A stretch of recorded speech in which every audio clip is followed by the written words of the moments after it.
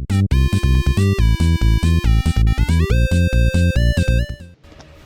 guys, my name is Stuart, or codenamebigbear if you want to find me on Xbox. Today we are going to do a review of The Surge 2. So, let's do this. The Surge 2 is a game that has been marginally on my radar. I say this because I plan to play the first one properly, having only played it for a few hours before, and other Souls games like titles first. However, I was kindly given the opportunity to review The Surge 2, and what will differ about my review is this will be breaking down everything in The Surge as a whole, and not comparing it to the first one, as it is still all new to me. This is a first impressions review, because I feel the game can't truly be reviewed until I'm a lot further in, as you do spend a lot of time covering the same areas. There's a brief story where there's a plane crash and you're a sole survivor. It crash lands in the city where this infection, the Surge I guess, I didn't pay enough attention, has turned everything to shit. The aim is just to survive, but there is a weird flashback of a little girl that could be my daughter. I don't know. So I set out to explore this infection-torn city. Now, first things first, there's no doubting this is a difficult game. Not quite Dark Souls punishing, but you'll die if you make some silly mistakes. Now, I'd argue if this is your first game, was your intro to the style of combat, which personally I kind of really doubt, you probably won't have a good time. You need to have an understanding of the dodging, parrying, and stamina management that the Souls system created. Now, I won't harp on about it and keep comparing those games because, well, it feels like every other game I hear about is a Souls clone, because the formula just simply works. Plus, the sci-fi setting, gear upgrading, combat makes us feel very, very different to Souls. But just be warned, you're gonna die a lot. This is no simple hack and slash game.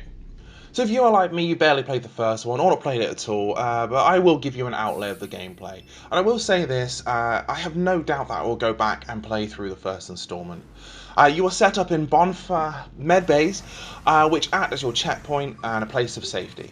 You'll work out from here that you often end up looping back round to the same place.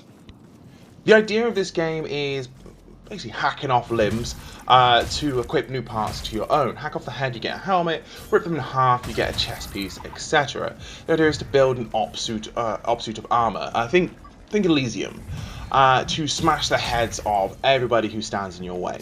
Once you gain the schematics by tearing people apart, you will then need to head back to your medbay to craft a piece of armor.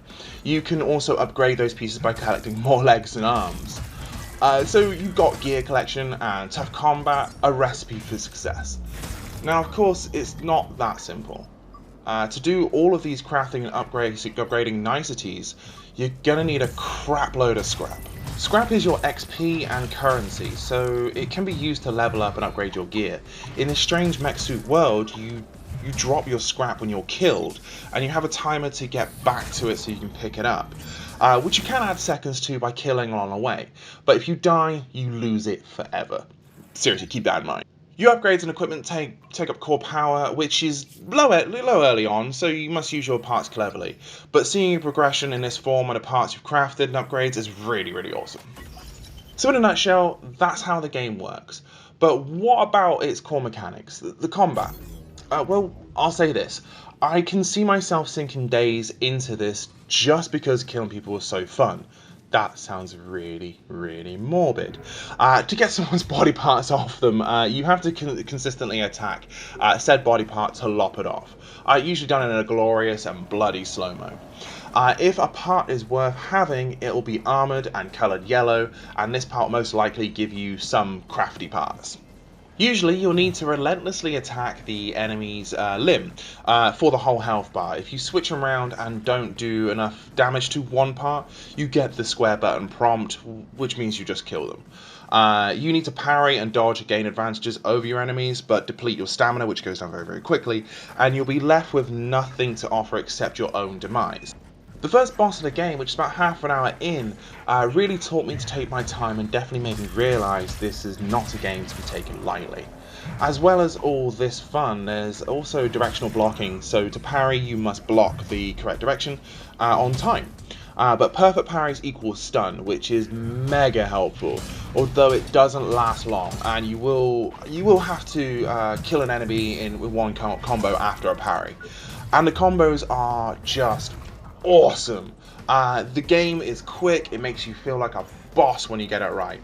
Parrying a tough enemy and pulling off a combo, which results in you being able to slice off their head, looks and feels great.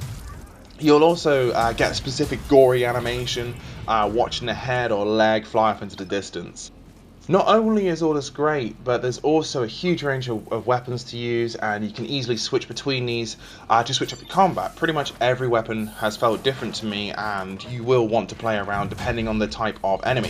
My favourites so far have been the scrap hammer / axe combo, and arm blades, think Baraka from Mortal Kombat. I wouldn't say you've had to play the Souls game before, but it definitely helps with the combat and makes you pick this up a little bit easier. Another plus is your little helper drone, who can also be equipped with different weapons such as a gun or a Molotov launcher. I found myself using this much more than I thought to keep ranged enemies at bay or chip away at their armor. All this sounds great, right? Where are the negatives?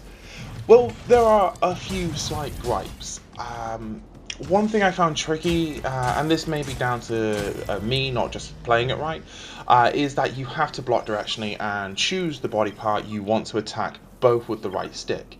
I sometimes got frustrated where I had to block left and I needed to attack the right arm, but by the time I started my combo, I was attacking the wrong part and I didn't get their arm at all.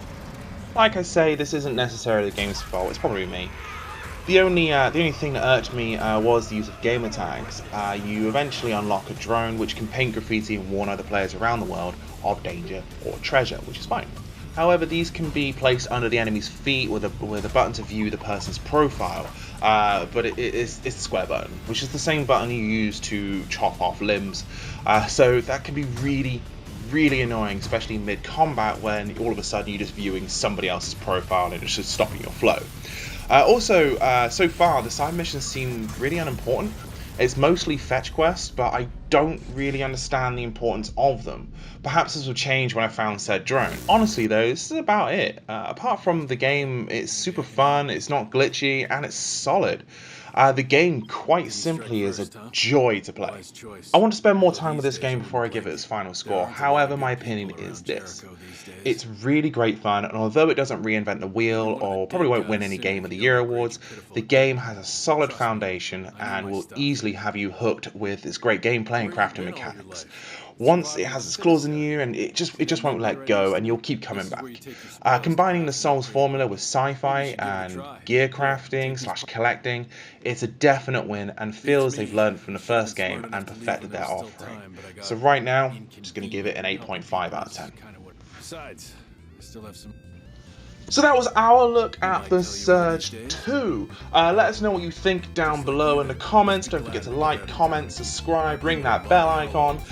Find us on social media at Respawning UK. We have a website as well, so for more articles on films, for games, music, all that kind of thing, it is respawning.co.uk. Guys, have an amazing day, and don't forget to be nice to each other, yeah?